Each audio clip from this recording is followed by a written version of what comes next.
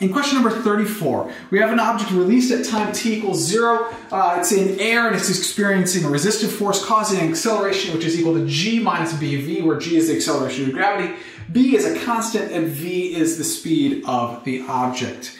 Now, what we're trying to find is which of the following expressions would show the speed as a function of time correctly. And the key here is it says, if limiting cases for large and small values of t are considered. So what we're going to look at is a large value of t. In other words, what would happen after a very long time at t is approximately equal to infinity? Well, that means that the ball would have reached the object would have reached a terminal velocity, which means the acceleration would be equal to 0 at approximately t is equal to infinity.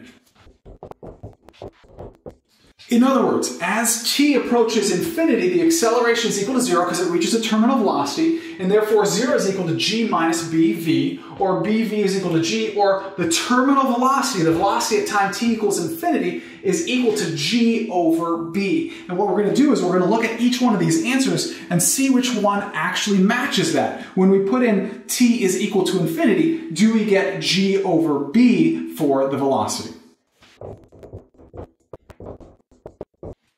So when we go through A, we get that the velocity is equal to g times the quantity 1 minus e to the negative b times infinity, that quantity all over b. Now, e to the negative infinity is 0, so it's g times the quantity 1 minus 0 over b, which works out to be g over b, sorry about that, which is the correct answer. Now, I do want to go through and show that b through e are all incorrect, just to be complete.